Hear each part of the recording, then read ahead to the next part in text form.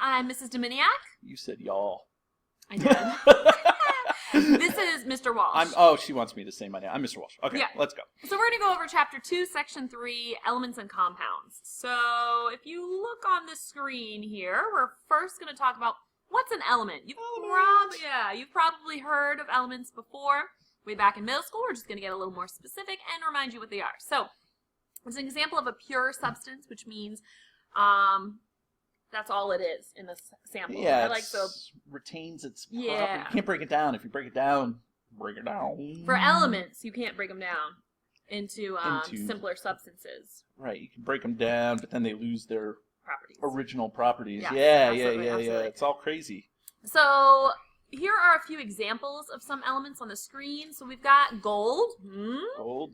Shiny. Shiny. Right? Golden. Golden. It's golden. Lustrous. Luster. Here's some bromine. So bromine is going to be a gas at room temperature, so that's maybe one of its properties. It's got this brownish, sometimes it feels like it's reddish, really. Yeah, it's reddish brown. It's really yucky. It's really gross. Yeah. Real gross. Pretty dense, too. Yeah, I have stories about bromine in college, but I'll save them for later. I do, but go ahead.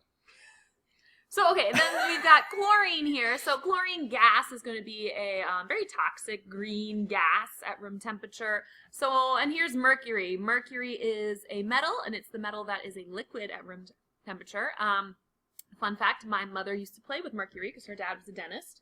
And he'd just be like, here's some mercury. And she would blah, blah, blah. So, all right, not good idea to do. It's very bad for you. It causes something called Mad Hatter syndrome. Oh. Makes you go cuckoo because it breaks down your nerves. A whole blood-brain barrier thing. Yeah. They used to take mercury and rub it over the feathers on hats and to get all the stuff off of it. What? That's a hat maker.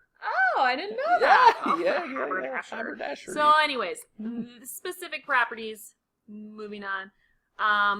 So yeah, each element has its unique set of properties. So if you look here on the screen, like gold isn't going to look like the rest of them. It's also not going to act exactly like the rest of them. Like chemical reactivity. Right.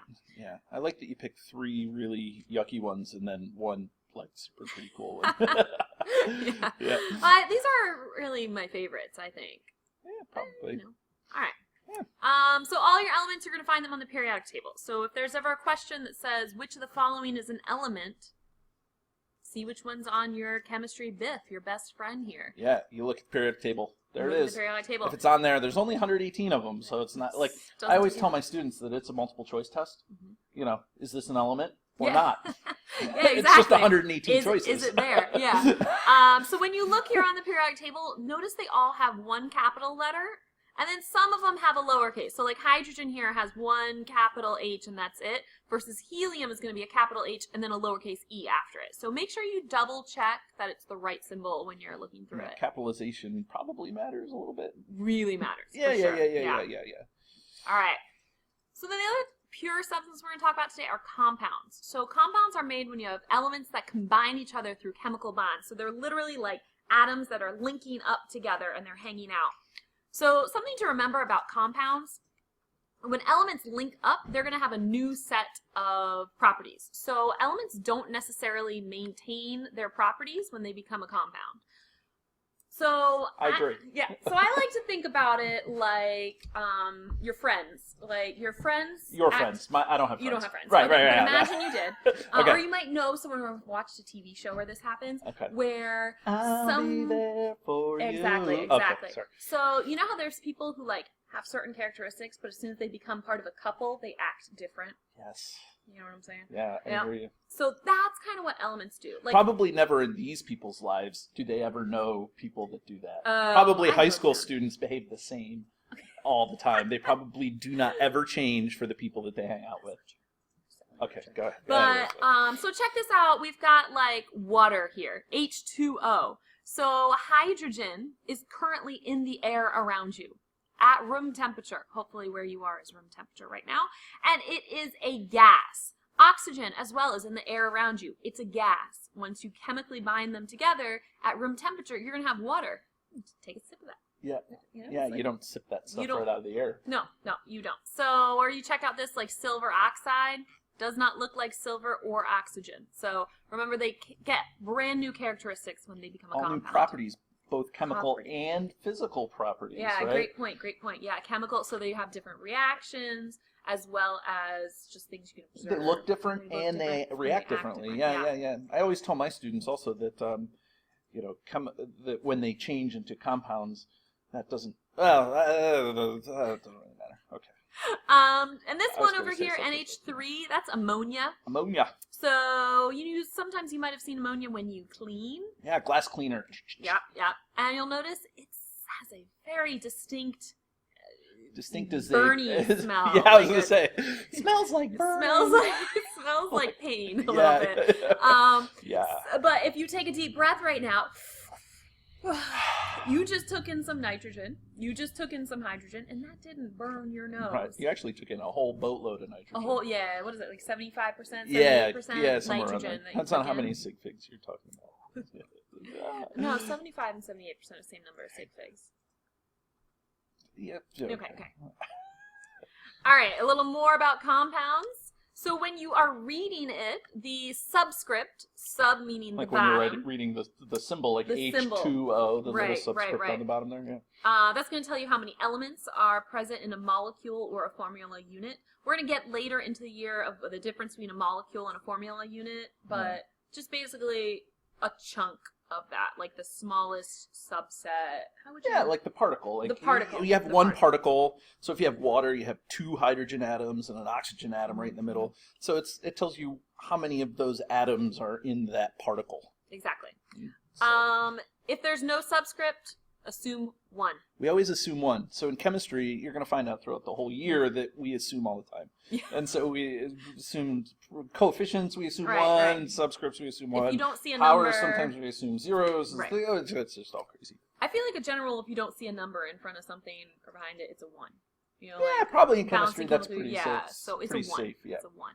Mm-hmm. So let's talk about sodium chloride. Look, no subscripts. No subscripts, so that means there's 1 and 1. 1 and 1. Oh, so, did I just blow up your spot? No, we were going to give them the answer. Yeah, All right. okay. So this has 1 sodium atom, because if you look at Na, nah. Right? And you can see everyone like, Nah.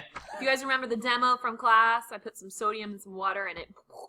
So if anyone's like, sodium, do you want that on you? Nah, I don't want that. Na.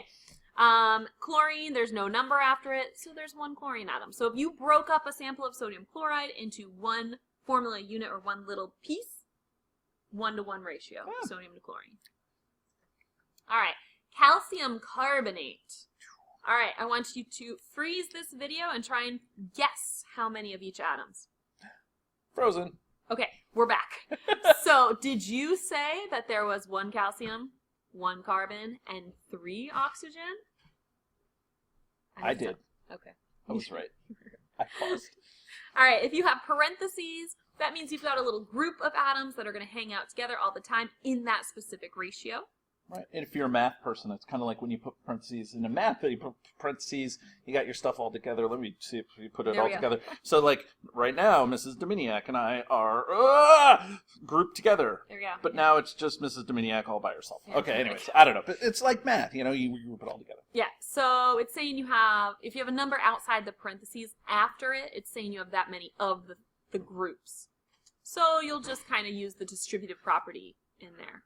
So we've got aluminum sulfate, Al2, parentheses, SO4, and parentheses 3. So this, Oh, look. My bad. That's okay. The 2 is... This 3 is saying that we have 3 SO4s. Right, 3 total. Yeah, we have 3 of those things that are in the parentheses. Right. So I know that I have 2 aluminums because it's Al2. Yeah, that's not parentheses fine. That's why it wasn't much of a reveal there. It's the tricky one. No shocker there. Yeah. It's just in the parentheses that's probably going to be the problem. So if I have 3 SO4s, I've got an SO4, an SO4, and an SO4. Right? Yeah. So how many sulfurs? No, you go. You keep talking. I'll write it up here. So it's SO4 and SO4 and SO4. Perfect. They're all grouped together. Right. So go ahead. What do you think? What do you think? Yeah. Go ahead. Oh, me? Yeah, you. Well, I'm going to go with 1, 2, 3 sulfurs. Woohoo! Okay. How many oxygens? Well, I've got 4 here, 4 here, 4 here, 12. 12. So the other way you can think about it is the distributive property. Multiply that. I don't know why that didn't come out well. Yeah, well, you know, So there's a lot of letters in there. there's a lot of Things gets caught up in. I don't even know. Okay. 3, remember, distributes into, so it's S3. Right. 3 times 4, 12, so that's why we have 12 oxygens. Oh,